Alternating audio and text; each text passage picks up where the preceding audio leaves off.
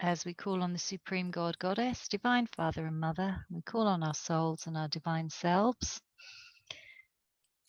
And we ask today that the session is for the highest good of all, for the expansion of consciousness and in service to humanity. So be it. So be it. The relationship of our natal chart means that it's like a snapshot. So we come in at that time and place and we come into the body. And so then that snapshot defines what's going on for us. And then there's what's happening for each individual in the world, in their own little universe. And then there's the collective. And how does that work? So is that, I know Parvati and I spoke a little about the Mayan calendar cycle, which operates on approximately a 26,000 year cycle. And I understand that, so does that relate to Western astrology with the houses or the different ages within that cycle as a cosmic clock as such? Okay, so there's a few things in there. Yes, the first thing, like you said, as we incarnate, it's like we incorporate that energy of that moment into ourselves as individuals. And like you said, the astrology gives us a chart or a map of that. And everyone will have their own map, depending on when and where they were born at what time. And then there are certain things that, people of the same generation will share, because they will all be born with perhaps, say, Pluto in Virgo or something like that. So there's sort of generational themes that can occur with astrology. And then and so that will be more of a collective thing. We can also look at what's happening at the astrology of today and look at, well, how's that affecting everybody on the planet? But to go to your question of the Mayan calendar and the 26,000 year, the calendar itself, the Mayan calendar, which I don't have a lot of knowledge on, so I won't really comment on that. But the 26,000 years is actually reflected in a concept that comes up in astrology, which is known as the Great Year. And this 26,000 years, or actually it's just under 25,772, reflects really a movement of the Earth. So if you think of the Earth, it's on an axis. Actually, I can use my pen to demonstrate.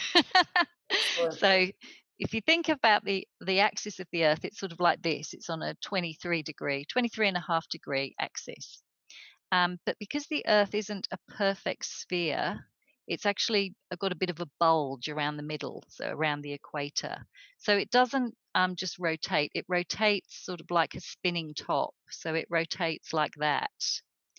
And so at the top, the axis of the Earth will point towards a position in the heavens, which we call the North Star.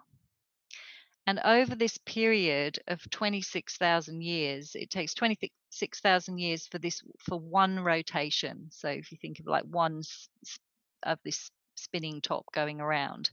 And so within that period, we will change the orientation of what is the North Star. So for us at the moment, the North Star is Polaris.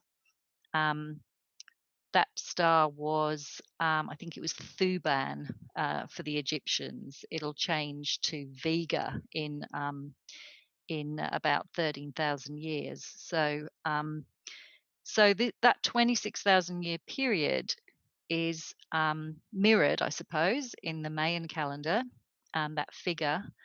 The way it relates to astrology is that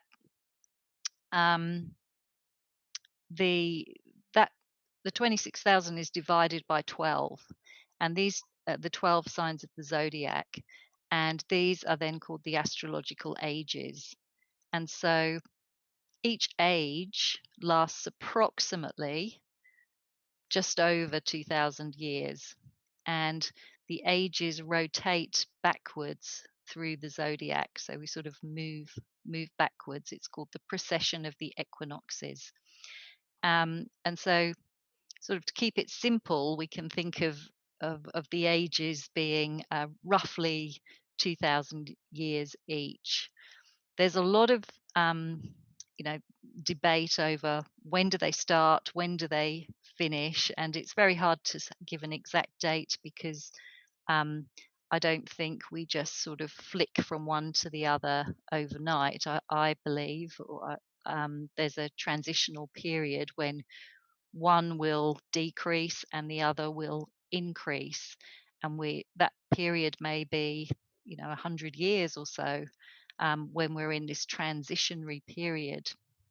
And in a personal chart to reflect that, I know that you hear about people being born on the cusp, and that means like on the outer edge of that sign. So my perception would be that when we're talking about that 100 sort of year period in the longer count ages, we're talking about the cusp of each, moving out of one sign Yeah. into the other. There's that sort of cuspy period. Yeah.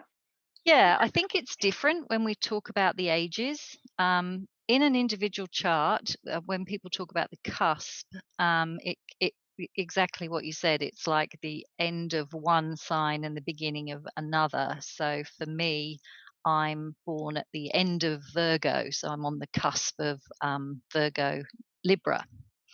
Mm. Um, So that's happening then in a matter of days. Whereas, well, um, the way I do astrology, actually, I actually look at it as you're a Virgo or you're a Libra. yeah, So that idea of the cusp is even if you're at the very, very end of Virgo, you're still Virgo.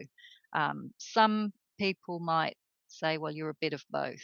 But the idea of a cusp is that you're on the end of one and the beginning of another. So in an individual chart, I would sort of delineate that and say you're you're actually a Virgo because the sun was in Virgo at the time of your birth, even if um, a couple of hours later it's moved into a new sign.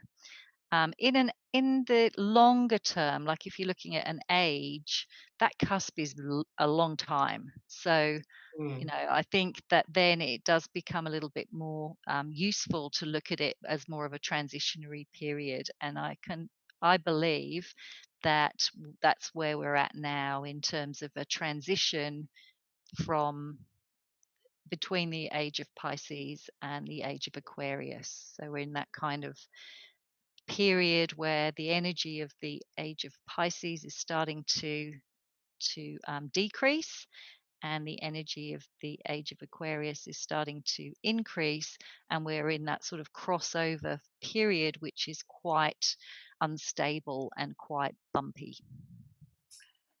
yes. And when we were having a little chat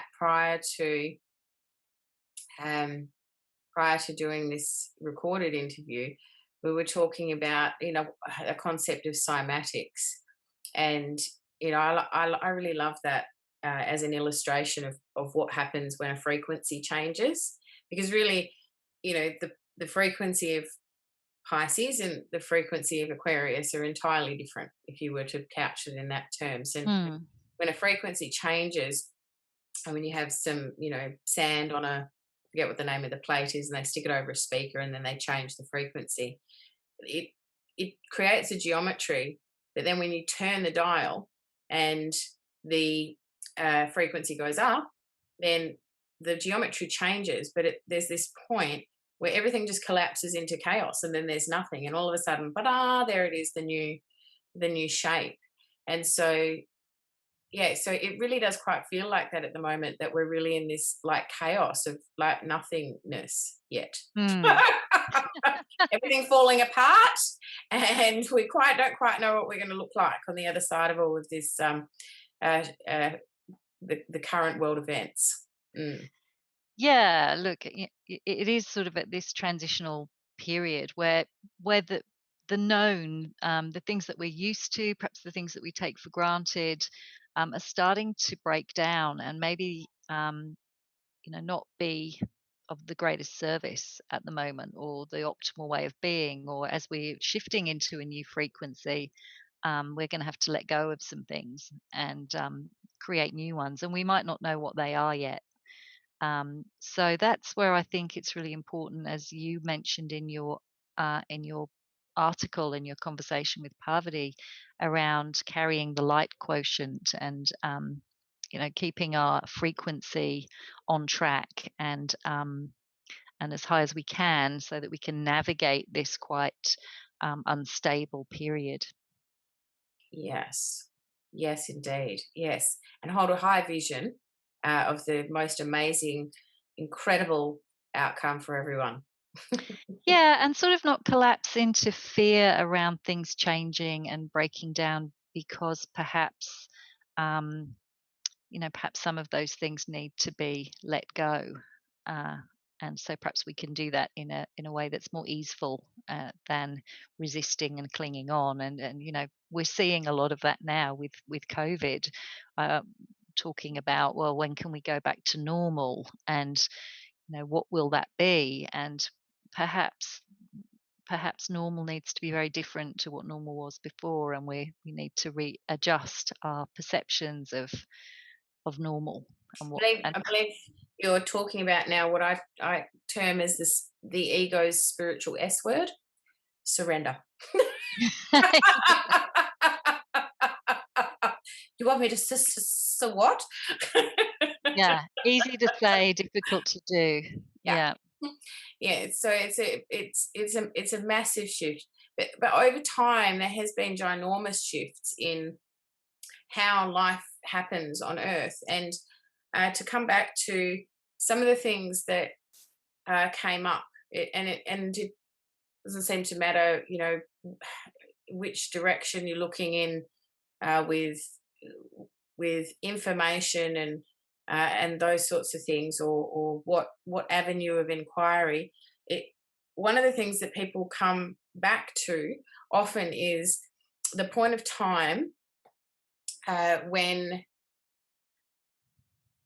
written language began, uh, and then we came to things like money, agriculture, farming, all these different um, aspects of things were non-existent on Earth as far as we can tell until around uh, about 5,000 odd BC.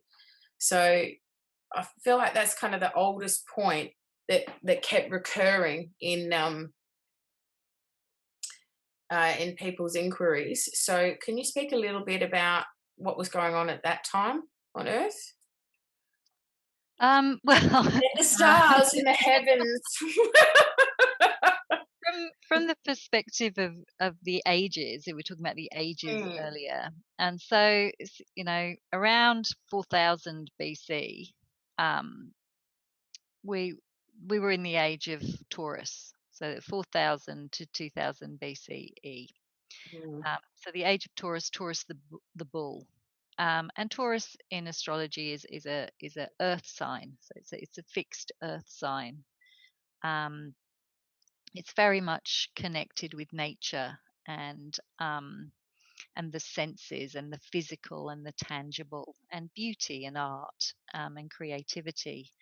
And so for that period, the age of Taurus, um, and in those years, the 2000, 4000 to 2000 BC, there was we saw the beginning of agriculture. We saw people settling.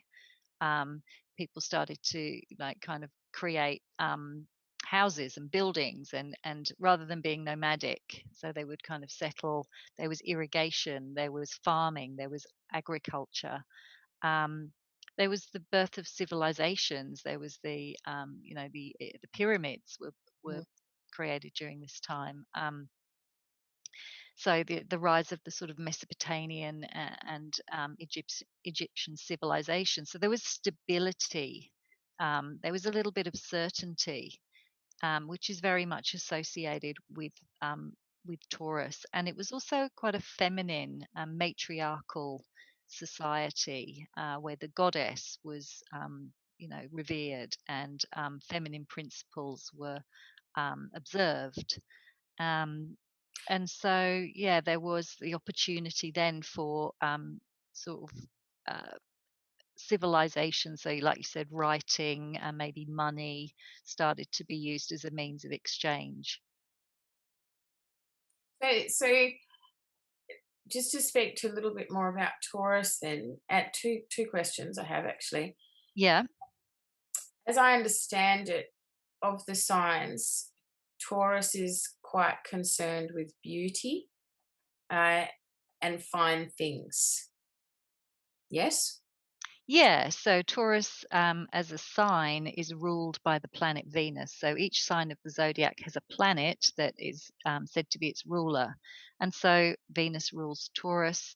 So very much about beauty, art, fine things, good quality things. Yeah. Yeah, and things that are sensual. So the senses, smell, taste, touch. So really physical and tangible things. And Venus is seen as a feminine planetary energy, so hence the more matriarchal energy Yeah, of that age. yeah. Okay, and so you said that Taurus is a fixed sign. So what Mm. does that mean for people who may not understand that? Yeah, sure. So signs are categorized in two ways. One of them is by element, fire, earth, air, and water, um, and also by quality. So there's 12 signs of the zodiac, and there's four elements. So that means that there's three signs in each element. So if we look at Earth, we've got Taurus, Virgo, and Capricorn. They're all Earth signs, but each one has a different quality. So Taurus is a fixed Earth, Capricorn is a cardinal Earth, and Virgo is a mutable Earth. And so, what the qualities mean, so cardinal is like the ability to start things off and initiate things. Fixed is very much more about maintaining, and mutable is very much about changing and being flexible. And in that way, each sign is unique because it has an element and a quality. So that could account for potentially why it, buildings or ancient structures, temples, and whatever else was those ancient structures we utilize for. You mentioned the pyramids. I imagine that that there would be fairly similar kind of timelines with those sort of structures in different parts of the world, but they have lasted for a really long time. They were built really, really well. In fact, as I understand it, we can't replicate what was around then. We still don't have the technologies um, to be able to do that with such precision Mm.